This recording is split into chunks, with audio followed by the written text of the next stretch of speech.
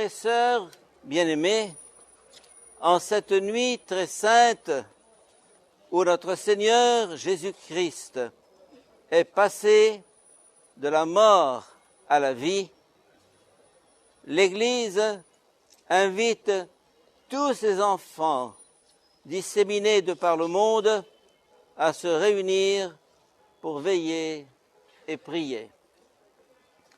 Nous allons donc commémorer ensemble la Pâque du Seigneur en écoutant sa parole et en célébrant ses sacrements, dans l'espérance d'avoir part à son triomphe sur la mort et de vivre avec lui pour toujours en Dieu. Sois marqué de l'Esprit Saint, le don de Dieu. Sois marqué de l'Esprit Saint, l'Esprit de feu. Sois marqué de l'Esprit Saint, le don de Dieu. Contemplons ensemble ce feu qui jaillit dans la nuit et prions ensemble. Seigneur notre Dieu, par ton Fils, qui est la lumière du monde, tu as donné aux hommes la clarté de ta lumière. Daigne bénir cette flamme qui brille dans la nuit. Accorde-nous, durant ces fêtes pascales, d'être enflammés d'un si grand désir du ciel que nous puissions parvenir avec un cœur pur aux fêtes de l'éternelle lumière par Jésus le Christ, notre frère et notre Seigneur. Amen. Maintenant, nous allons allumer le cierge pascal, le grand cierge pascal, à partir de ce feu. Sois marqué de l'Esprit Saint, l'Esprit de feu. Sois marqué de l'Esprit Saint, le don de Dieu. Sois marqué de l'Esprit Saint, l'Esprit de feu. Sois marqué de l'Esprit Saint, l'Esprit de feu. Sois marqué de l'Esprit Saint, le don de Dieu. Sois marqué de l'Esprit Saint, l'Esprit de feu. Maintenant, nous allons planter sur le cierge pascal 5 ou plusieurs clous, disons, qui sont les signes de la croix, les signes de la mort de Jésus sur la croix, en disant des phrases qui montrent que le Christ est le vivant depuis le début jusqu'à la fin du monde. Alors, le Christ, hier et aujourd'hui, commencement et fin de toutes choses, Alpha et Oméga, à lui le temps et l'éternité, à lui la gloire et la puissance pour les siècles sans fin. Amen. Par ces saintes plaies, ces plaies glorieuses, que le Christ Seigneur nous garde et nous protège. Amen.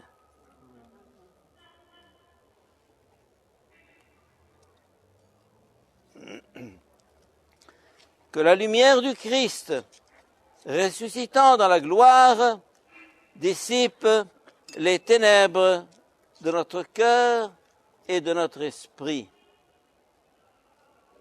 Maintenant, nous pouvons allumer nos cierges les uns aux autres à partir de là.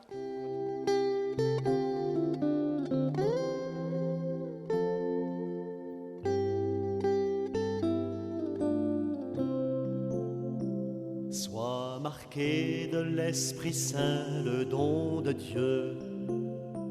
Sois marqué de l'Esprit Saint, l'Esprit de feu.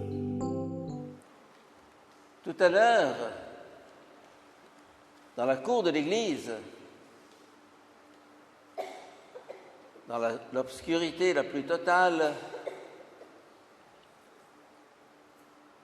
un feu a jailli. À partir de quoi? À partir d'un briquet, ça veut dire à partir d'une pierre. La pierre, qu'est-ce qu'il y a de plus opaque, de plus ténébreux, a permis à la lumière de jaillir. Ça veut dire que au cœur du rocher, au cœur de la pierre, au cœur du minéral, il y a caché un feu. Et il a fallu le XXe siècle pour découvrir que le cœur de la matière, c'est le feu. Ce qu'il y a de plus sombre, de plus ténébreux, de plus opaque, cache en lui le feu, la lumière. Et ce symbole de la lumière jaillissant des ténèbres, c'est le triomphe de Dieu sur le néant. Vous avez écouté tout à l'heure le récit de la création. C'est la nuit, c'est la ténèbre, c'est le rien, c'est le néant. Et puis tout à coup, Dieu dit que la lumière soit, et la lumière fut. Cette lumière qui a jailli aux origines dans ce que les savants d'aujourd'hui appellent le Big Bang, il y a 13 milliards 800 millions d'années.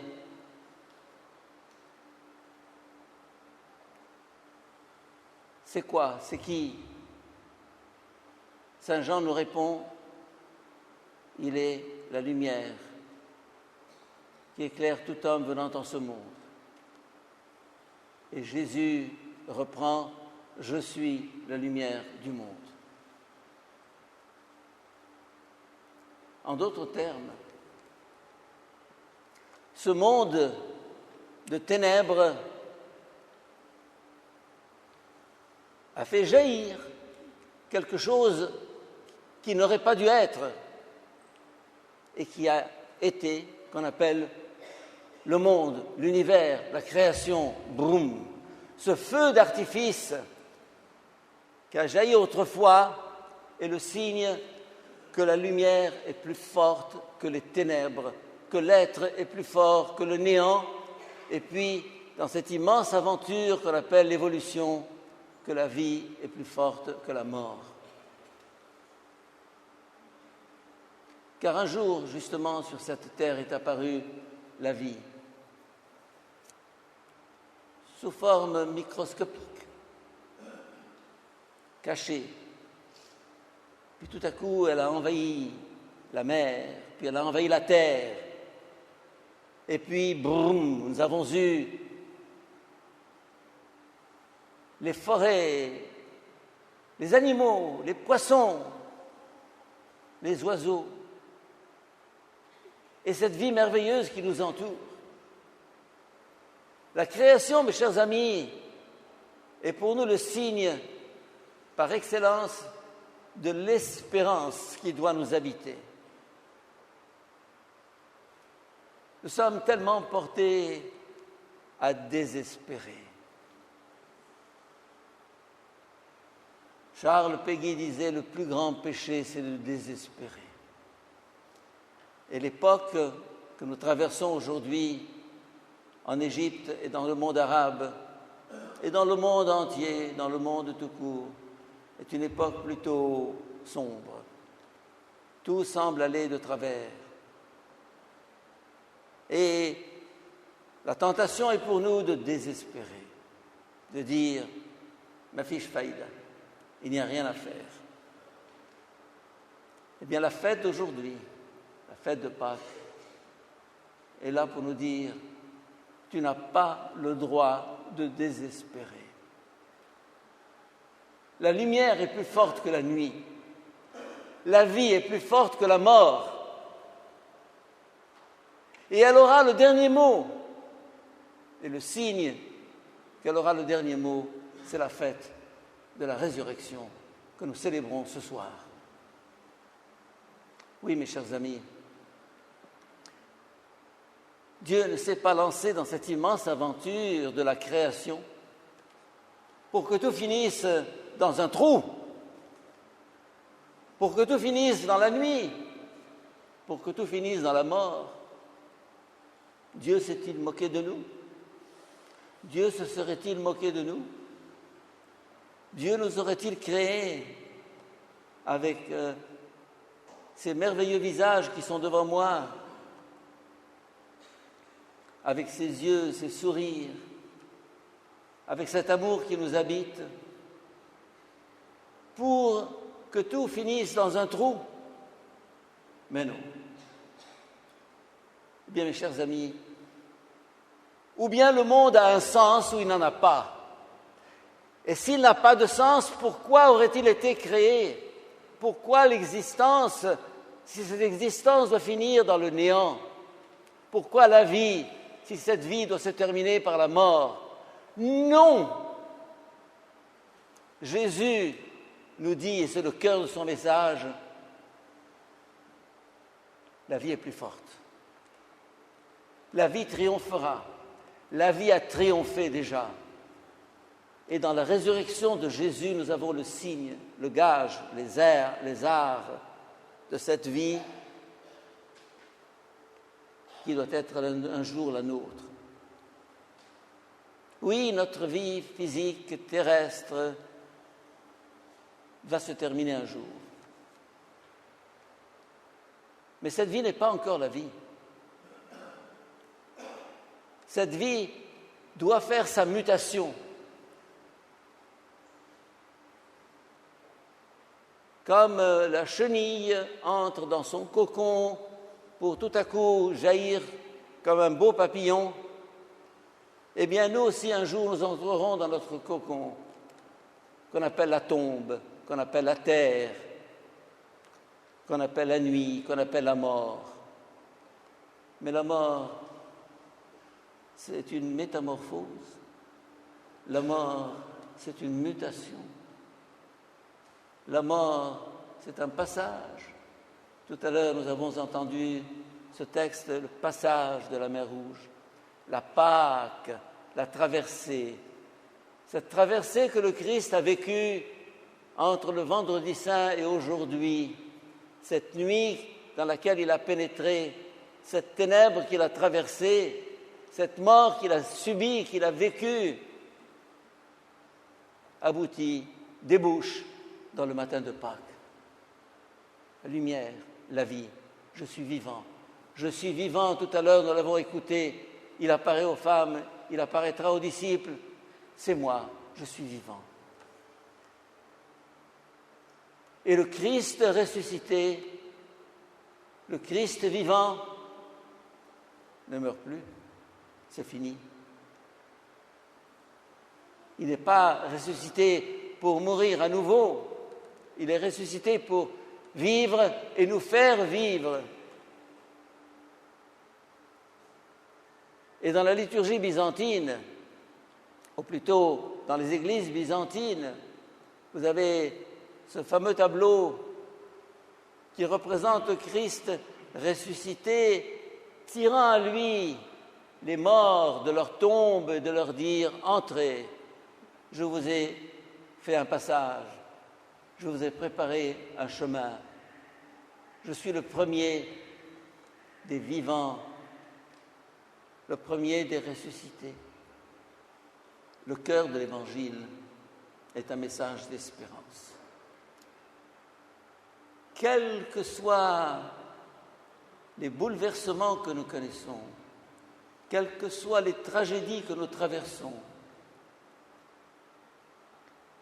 quelles que soient les circonstances douloureuses que nous pouvons vivre en tant qu'individus, en tant que nation, en tant que peuple, le Christ nous dit, confiance, j'ai vaincu le monde, j'ai vaincu la mort, j'ai vaincu la nuit, j'ai vaincu le péché. Ça, c'est la bonne nouvelle, la bonne nouvelle. L'évangile signifie bonne nouvelle. Bonne nouvelle, ça veut dire il n'y a plus de nuit. Et l'Apocalypse nous dit qu'au jour dernier, la nuit sera engloutie par la lumière. Il n'y a plus de mort. Et l'Apocalypse nous dit la mort sera engloutie par la vie et la victoire du ressuscité. Mes chers amis, si nous sommes croyants, si nous sommes chrétiens, l'espérance indestructible de Pâques devrait nous habiter. Nous n'avons jamais le droit de nous décourager. Et c'est dans la nuit la plus profonde que le Christ a jailli vivant. C'est dans la nuit la plus profonde que la lumière a jailli des ténèbres. Et quelle que soit notre nuit, nous devons croire et espérer que le Christ est plus fort et qu'il aura le dernier mot. Amen.